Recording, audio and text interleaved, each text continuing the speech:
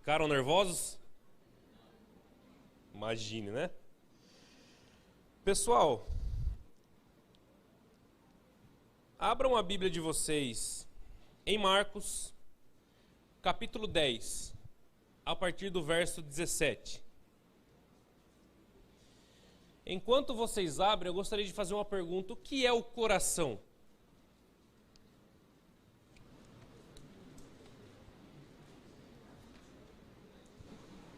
O que é o coração? Um órgão do corpo, correto? Mas se nós formos pensar no que a Bíblia diz sobre coração, o que é esse coração? Coração, a Bíblia se refere no sentido do centro do nosso ser. Ou seja, tudo que somos, sentimos, pensamos. De fato, o coração é quem nós somos, o nosso ser. E nós temos gostos, preferências, nós temos formas de pensar, personalidades diferentes. Não é assim? Ou todos somos iguais? Cada um de nós pensamos de uma forma diferente, temos uma personalidade diferente. Mas o tema que nós vamos abordar hoje aqui é: aonde está o seu coração? Se for no que o Rafael disse, que é o órgão, ele está sempre do lado esquerdo, não é isso? Oi? Ou no meio, do direito duvido, mas não, é no esquerdo. Mas aonde está o nosso coração no sentido, aonde estão as nossas preferências e quais são as nossas prioridades? Hoje nós vamos falar sobre um jovem que perdeu a maior oportunidade de sua vida, porque estava com o coração preso no que não era para estar preso. Então vamos ler em Marcos capítulo 10, versículo 17 até o 27. Quando Jesus ia saindo, um homem correu em sua direção e se pôs de joelhos diante dele e lhe perguntou: Bom mestre, que farei para herdar a vida eterna? Respondeu-lhe Jesus: Por que você me chama bom? Ninguém é bom a não ser um, que é Deus. Você conhece os mandamentos: não matarás, não adulterarás, não furtarás, não darás falso testemunho, não enganarás ninguém e honra o teu pai e tua mãe. E ele declarou: Mestre, a tudo isso tenho obedecido desde a minha adolescência. Jesus olhou para ele e o amou. Falta-lhe uma coisa, disse ele. Vá, venda tudo o que você possui e dê o dinheiro aos pobres, e você terá um tesouro no céu. Depois venha e siga-me. Diante disso, ele ficou abatido e afastou-se triste, porque tinha muitas riquezas. Jesus olhou ao redor e disse aos seus discípulos: Como é difícil os ricos entrarem no reino dos céus. Os discípulos ficaram admirados com essas palavras, mas Jesus repetiu: Filhos, como é difícil entrar no reino de Deus. É mais fácil passar um camelo pelo fundo de uma agulha do que um rico entrar no reino de Deus. Os discípulos ficaram perplexos e perguntavam uns aos outros: Nesse caso, quem pode ser salvo? Jesus olhou para eles e respondeu: Para o homem é impossível, mas para Deus não. Todas as coisas são possíveis para Deus. Amém? Senhor, bendita seja a tua palavra, Pai. Que o Senhor possa me usar apenas como uma ferramenta que de fato eu sou, para que a tua palavra chegue aos corações. O Senhor trouxe cada um de nós aqui nessa manhã, não à toa, mas com um propósito. Em tudo que o Senhor faz, tem um propósito. Então que o Senhor possa falar aos nossos corações, que o Senhor possa tocar aonde precisa ser tocado, Pai, para que nós venhamos a colocar o nosso coração no Senhor. É isso que eu te peço e te agradeço em nome de Jesus. Amém.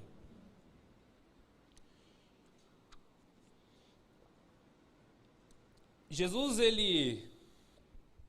no texto que nós lemos acima, Jesus ele estava abençoando as crianças, e então depois de abençoar as crianças, ele ia saindo e vem na direção dele um homem,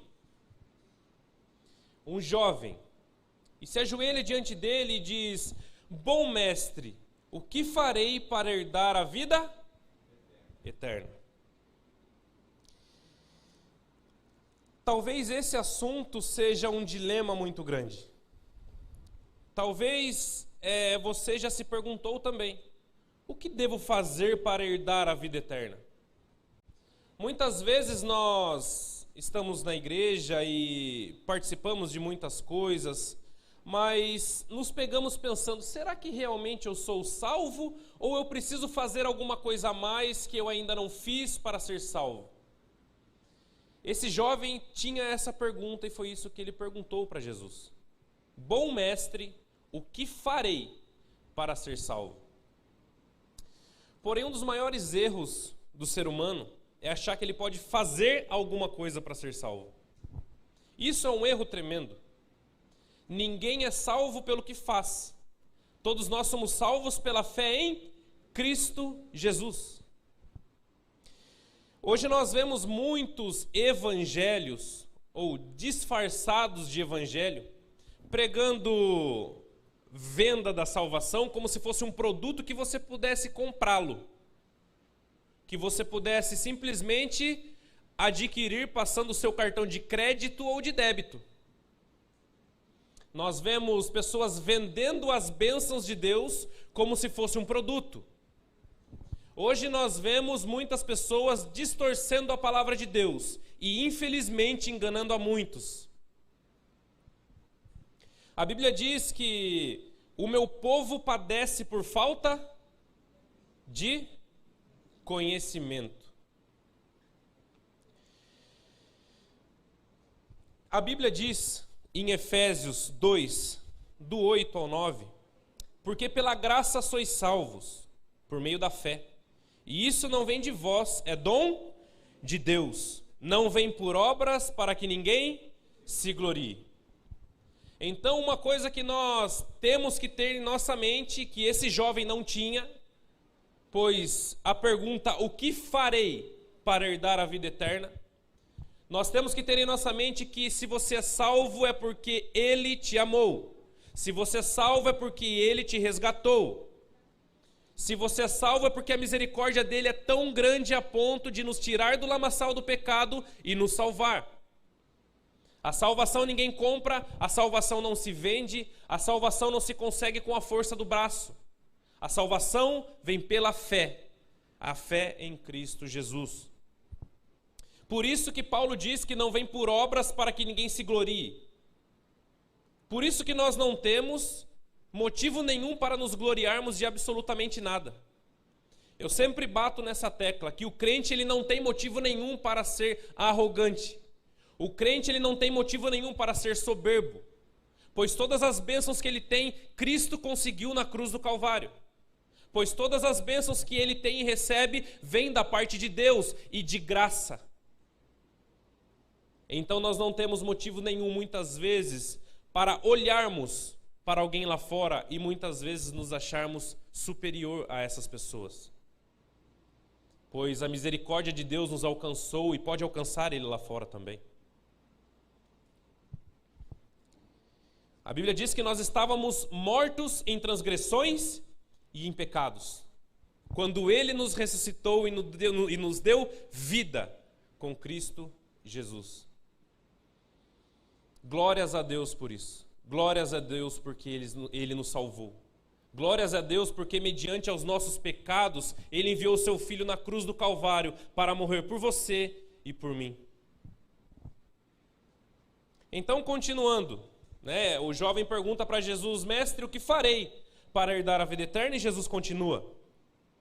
No versículo 18, respondeu-lhe Jesus, por que você me chama bom?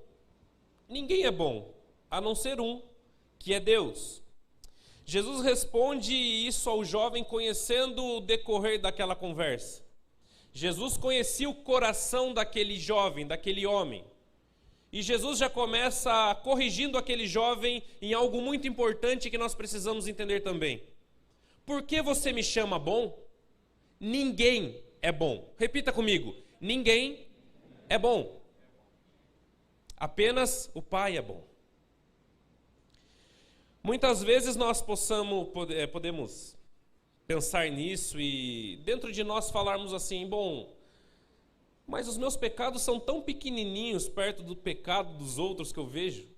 Os meus pecados são tão insignificantes perto de tantos assassinos e de tantas pessoas criminosas que existem nesse mundo. Muitas vezes não pensamos isso. Muitas vezes, quando olhamos num noticiário na TV e vemos coisas horríveis acontecendo, nós nos perguntamos e falamos: meu Deus, por que essa pessoa fez isso? Graças a Deus que eu sou assim. Muitas vezes nós pensamos dessa forma, e a Bíblia também diz, quando um fariseu e um publicano foram orar, o fariseu com a mão no peito dizia: obrigado, Deus, porque eu não sou como esse publicano. Eu dou o dízimo de tudo que eu ganho, eu jejuo 3 vezes por semana. Obrigado, porque eu sou como eu sou. Enquanto o publicano nem ousava olhar para o céu e dizia, batendo em seu peito: perdão.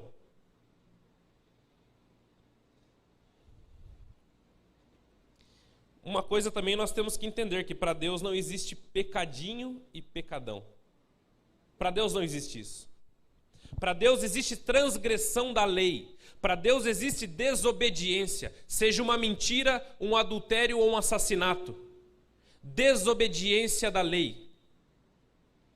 Por isso que quando o assunto é pecado, todos nós estamos no pé de igualdade. Muitas vezes para o ser humano, e as consequências de alguns pecados são mais graves. Se você mente, talvez você não vai pegar um tempo de cadeia como um assassino. Aqui na terra existem consequências diferentes, mas para Deus não existe pecadinho ou pecadão, existe transgressão da lei. Por isso que Jesus diz: ninguém é bom, porque nós pecamos em pensamentos e em atitudes. Então Jesus já começa a dizer isso, para que o jovem não venha cair no erro de achar que ele é bom, ou que ele é autossuficiente. Nós não somos. Nós estávamos mortos em transgressões e em pecados, e se não fosse a misericórdia de Cristo, nenhum de nós seríamos salvos. No versículo 19 e 20, a Bíblia continua dizendo: você conhece os mandamentos: não matarás, não adulterarás, não darás falso testemunho, não enganarás ninguém, e honra o teu pai e tua mãe. E ele declarou: mestre, a tudo isso tenho obedecido desde a minha adolescência. Jesus então diz ao jovem: olha, já que você quer fazer alguma coisa para ser salvo, você é judeu, você conhece as leis: não matarás, não adulterarás, não furtarás, não darás falso testemunho e honrar teu pai e tua mãe. Vocês repararam que Jesus só citou os mandamentos da segunda tábua? Vocês repararam que Jesus não citou nenhum dos mandamentos da primeira tábua? Jesus cita os últimos mandamentos, aquilo que é aparentemente mais fácil de se cumprir, aquilo que até um ímpio pode cumprir: ser um cidadão de bem, ser uma pessoa respeitosa aos seus pais, pagar os seus impostos, ter um bom testemunho. Até um ímpio consegue, sim ou não? Precisa ser crente para cumprir isso? Até um ímpio consegue. Então Jesus diz: olha, você conhece os mandamentos, filho. Você quer fazer alguma coisa para ser salvo? Você conhece os mandamentos: não matarás, não furtarás. Então o jovem, ele se enche e diz: mestre, tudo isso eu tenho feito desde a minha adolescência. Então eu estou dentro. Senhor, se é isso que eu preciso fazer, então está tudo tranquilo, porque olha, eu faço isso há muito tempo, não precisava nem o Senhor me falar. Mas quem era esse jovem? Nós vemos que era um jovem rico, provavelmente de alto escalão na sociedade, né, porque tinha muitas riquezas. Um religioso com perfeição, sim ou não? Cumpridor, um judeu exemplar e um exemplo para as pessoas que o cercavam, pois uma pessoa rica, religiosa e que fazia tudo aquilo que os outros julgavam ser correto. Tudo aquilo que a sociedade buscava fazer, ele já cumpria. Era um jovem de destaque, não era qualquer jovem. Era um jovem que era exemplo. Hoje, se ele vivesse hoje, seria exemplo para muitos, no que diz respeito à conduta, no que diz respeito às atitudes.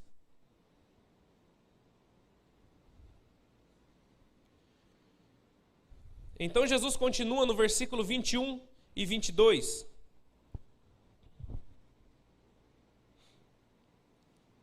Jesus olhou para ele e o amou. Falta-lhe uma coisa, disse ele.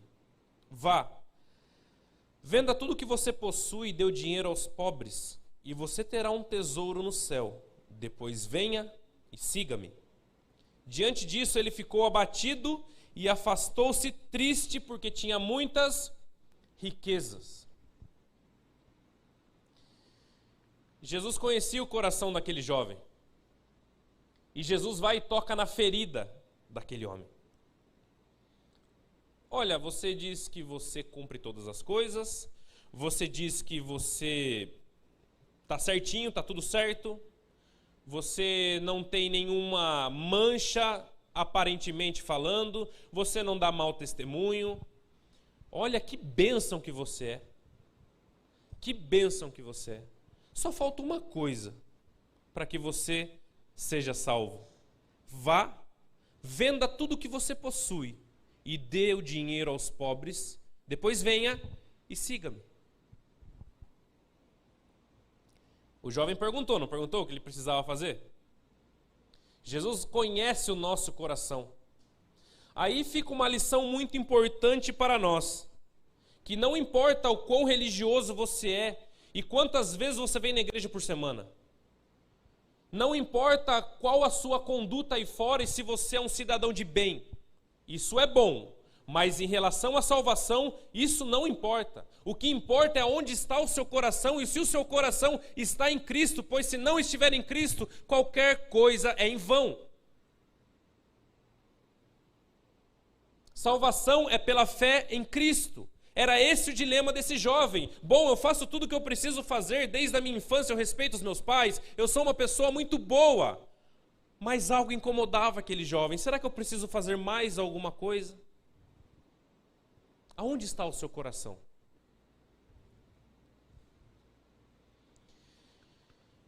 Aonde está o seu coração? Certa vez Elias disse ao povo de Israel que estava adorando a Baal: por que vocês oscilam em vossos corações? Por que vocês oscilam em vossos pensamentos? O que não dá é para que nós vivemos a nossa vida metade no caminho de Deus e metade nas nossas vontades. O que não dá é para que nós continuamos vivendo da forma que nós queremos viver, pois o nosso coração está preso em outras coisas. É isso que esse texto nos ensina, é isso que esse texto nos mostra. Negar a nós mesmos, seguir a Jesus exige renúncia. Seguir a Jesus exige renúncia e nós jamais poderemos dizer que cremos em Cristo se isso não causou impacto na nossa vida.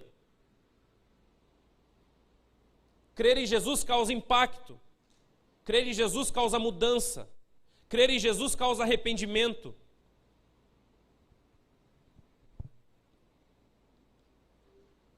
Aonde está o nosso coração? Agora eu estou dizendo, aonde está a sua intimidade com Deus? Esqueça tudo.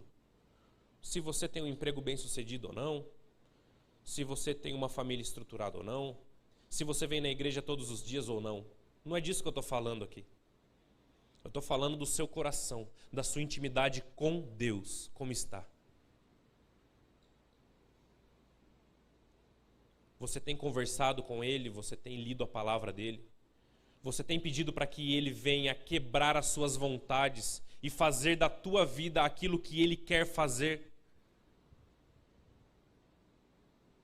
O pastor usou uma analogia muito interessante, né? De muitas vezes nós entregamos para Deus a nossa vida assim, de mão fechada, enquanto deveria ser assim. Será que muitas vezes Jesus está no seu barco e você diz: Jesus, fica sentado aí que eu estou no controle aqui, está tudo certinho, quando eu precisar eu te chamo? Ou você tem deixado Ele assumir o barco? Ou você tem deixado Ele ficar na posição central da sua vida? E aqui nós estamos falando não de alguém condenável naquela época, estamos falando de um jovem exemplo. Estamos falando de alguém que era admirado por muitas pessoas na época, que se julgava bom, tinha o ego inflado. Então Jesus quebra o ego desse jovem. Do versículo 23 ao 25, Jesus continua dizendo assim: Jesus olhou ao redor e disse aos seus discípulos: como é difícil os ricos entrarem no reino de Deus. Os discípulos ficaram admirados com essas palavras, mas Jesus repetiu: Filhos, como é difícil entrar no reino de Deus. É mais fácil passar o camelo pelo fundo de uma agulha do que um rico entrar no reino de Deus. Jesus, então, depois de tudo isso, viu que o jovem se afastou triste. Olha para você ver, ele veio perguntando para Jesus o que ele precisava fazer para atingir a vida eterna. O que eu preciso fazer, Senhor? Eu estou disposto. Pois se ele estava perguntando é porque ele estava disposto a fazer. Pois na mentalidade do judeu ele precisaria fazer algo para ser salvo. Então ele estava ali disposto. Mestre, o que farei para herdar a vida eterna?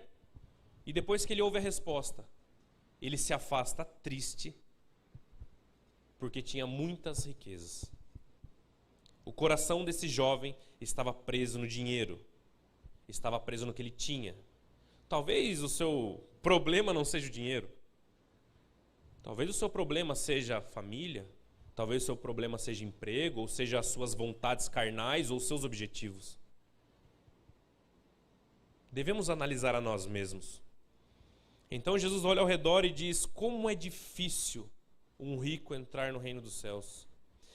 Jesus diz que é mais fácil passar um camelo pelo fundo de uma agulha do que um rico herdar o reino dos céus. O que Jesus está querendo dizer? Alguns interpretam o camelo e a agulha de algumas formas diferentes, né?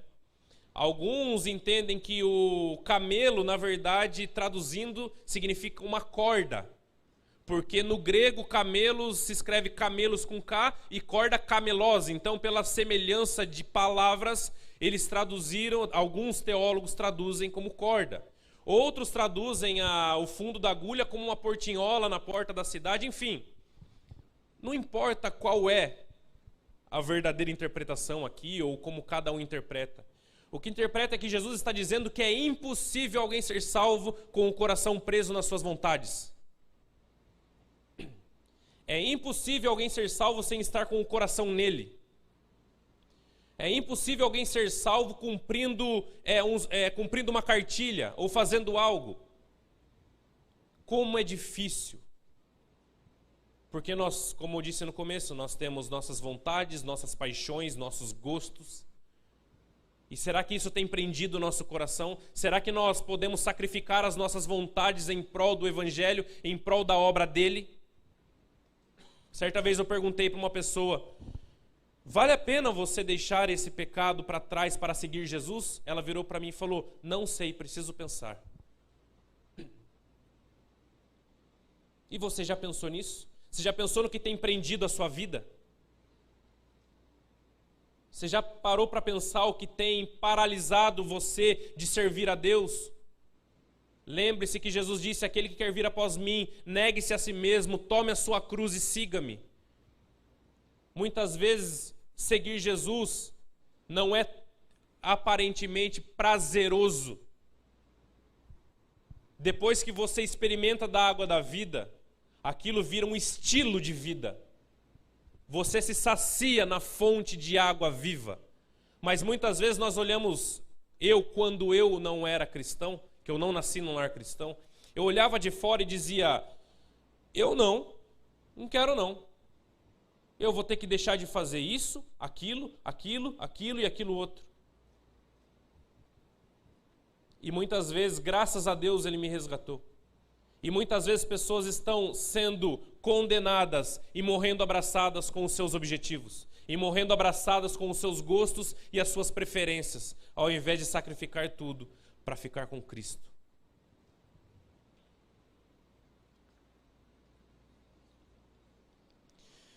Do versículo 26 e 27, a Bíblia diz assim: os discípulos ficaram perplexos e perguntavam uns aos outros: nesse caso, quem pode ser salvo? Jesus olhou para eles e respondeu: para o homem é impossível, mas para Deus não. Todas as coisas são possíveis para Deus. Reparem que os discípulos, eles ficaram perplexos, ficaram chocados, quando Jesus disse que é muito difícil alguém ter o coração preso em alguma coisa, herdar o reino dos céus.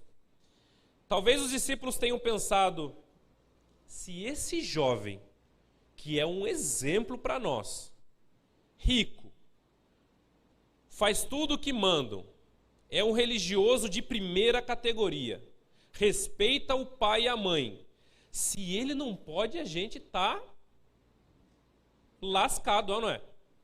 Se ele, que é o exemplo, não pode, quem é que pode?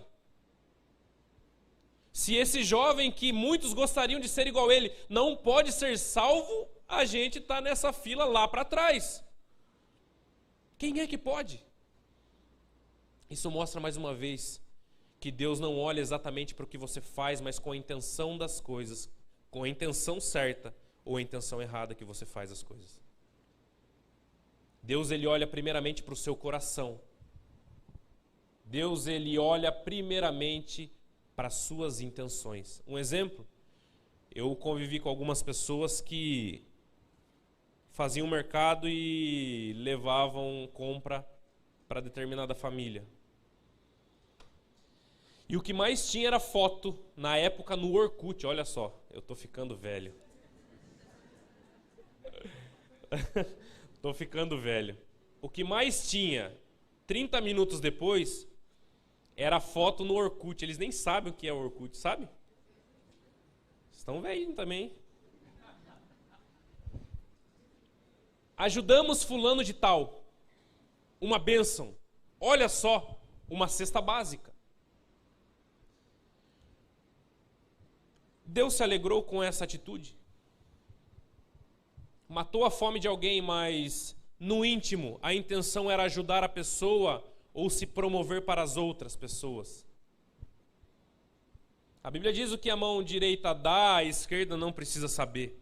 Quantas vezes Jesus disse, olha, não conte a ninguém. Curava um cego, um paralítico, olha, vá, não peques mais. E não conta a ninguém. Jesus nunca quis se promover para as pessoas. Jesus nunca quis aplauso. Jesus nunca quis estar no pedestal. E muitas vezes nós fazemos com a intenção errada. Nós fazemos pelas motivações erradas. Então eu digo, se você fizer pela motivação errada, não faça. Porque se a sua intenção é agradar os homens, ok, faça e receba os seus aplausos. Mas se a sua intenção é agradar a Deus, faça de coração, com todo o seu ser. Faça aquilo entendendo a necessidade de alguém e não para se promover. Então Jesus diz, olha, é muito difícil esse jovem ser salvo. Os discípulos perplexos perguntavam, então quem pode?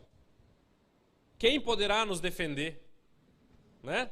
Se ele, que é o bambambam da redondeza, não pode, Pedro pensou, tá difícil. Será que nós podemos? Então Jesus olha para eles e diz, para o homem é impossível. Repita comigo. Para o homem é impossível. Ninguém é salvo subindo uma escada e alcançando os céus. Ninguém é salvo dessa forma. Para nós era impossível. Vocês entendem o cenário? O cenário do homem e da pecaminosidade, do afastamento do Criador. Coisa que nós jamais, pelas nossas forças, poderíamos estreitar novamente. E Cristo, através da sua crucificação e ressurreição, é uma ponte que nos leva até o Pai. Não tem nada a ver comigo ou com você, mas tem a ver com o que Ele conseguiu para nós.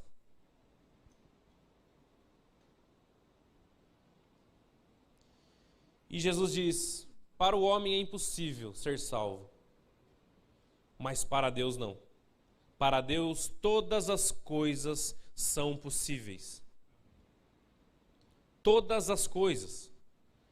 Pense em alguma coisa aí que você acha impossível. Sei lá, pense em alguma coisa. Para Deus não é. Para Deus não existe a palavra impossível. Para Deus não existe impossibilidades. Não existe restrições no seu poder e na sua glória. Ele é Deus, o Criador de toda a história, de toda a humanidade. Muitas vezes nós nos pensamos, eu não tenho mais jeito. Para mim não dá mais. É melhor eu nem ir na igreja mais, porque, olha, os meus pecados são tantos. E o que Jesus diz? Para Deus nada é impossível. Para Deus não existe pessoas que estão longe de ser atingidos ou alcançados pela sua graça. Para Deus não importa a forma que a pessoa esteja vivendo, Ele resgata essa pessoa. Para Deus nada é impossível, e glórias a Deus por isso. E glórias a Deus por isso mesmo. Porque nós sabemos que teremos a vida eterna por causa do amor dele por nós, e não por causa das nossas qualidades. Muitas vezes pessoas vêm à igreja e são adeptas do evangelho para prosperar ou crescer na vida, pois existe a teologia da prosperidade. Mas o símbolo do cristianismo é uma cruz e não uma escada. Ser adepto do evangelho ou ser um cristão é você entregar a sua vida a Ele, negando as suas vontades, falando não para o seu eu, para fazer a vontade daquele que nos amou e se entregou por nós, sofrendo o que eu e você éramos para sofrer. Aonde está o seu coração? Que nós possamos sair daqui hoje pensando nisso. Esqueça todo o tempo que você tem de igreja, ou pouco ou muito. Esqueça o que você vai fazer amanhã, se você está desempregado ou se você tem um belo emprego. Mas pense onde está o seu ser. Qual é a sua prioridade? Qual é a sua prioridade?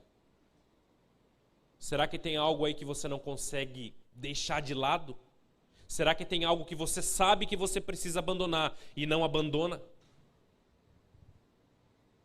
Não perca a oportunidade que esse jovem perdeu. Largue o que precisar ser largado para trás, pois aquilo que nós receberemos é infinitamente melhor do que nós podemos pensar. Feche seus olhos.